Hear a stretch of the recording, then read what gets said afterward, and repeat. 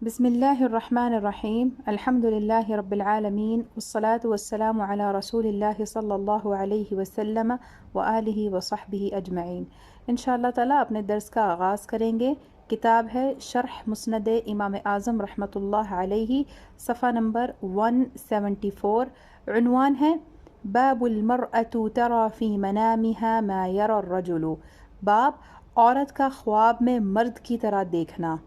حدیث نمبر 75، ابو حنیفة عن حماد عن ابراہیم قال اخبرني من سمع سلیم انها سألت النبي صلى الله عليه وسلم عن المرأة ترى ما يرى الرجل فقال النبي صلى الله عليه وسلم تغتسل۔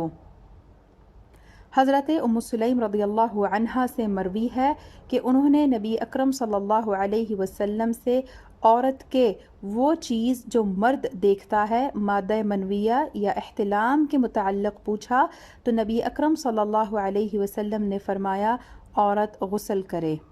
حدیث کی شرح، یعنی اگر عورت کو احتلام یا تری نظر آئے تو نبی اکرم صلی اللہ علیہ وسلم نے اس کا حکم یہ بیان فرمایا ہے کہ وہ بھی مرد کی طرح غسل ہی کرے گی۔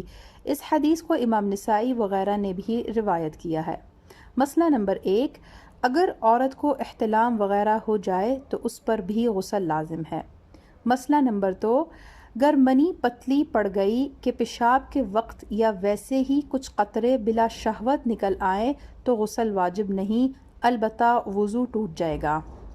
مسئلہ، احتلام یعنی سوتے سے اٹھا اور بدن یا کپڑے پر تری پائی اور اس تری کے منی یا مزی ہونے کا یقین یا احتمال ہو تو غسل واجب ہے، اگرچہ خواب یاد نہ ہوا، اور اگر یقین ہے کہ یہ نہ منی ہے نہ مزی ہے بلکہ پسینہ یا پیشاب یا ودی ہے یا کچھ اور ہے تو اگرچہ احتلام یاد ہوا اور لذت انزال خیال میں ہو غسل واجب نہیں، اور اگر منی نہ ہونے پر یقین کرتا ہے اور مزی کا شک ہے تو اگر خواب میں احتلام ہونا یاد نہیں تو غسل نہیں ورنہ ہے۔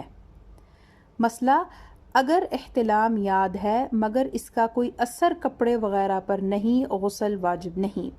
مسئلہ، عورت کو خواب ہوا تو جب تک منی فرج داخل سے نہ نکلے غسل واجب نہیں۔ مسئلہ، مرد و عورت ایک چارپائی پر سوئے، بعد بیداری بستر پر منی پائی گئی اور ان میں ہر ایک احتلام کا منکر ہے، احتیاط یہ ہے کہ بہرحال دونوں غسل کریں اور یہی صحیح ہے۔ حاشیہ میں ذکر ہے الدر المختار ورد المحتار، کتاب الطہارہ، مطلب فی تحریر الصاعی، جلد نمبر 1، صفحہ نمبر 333۔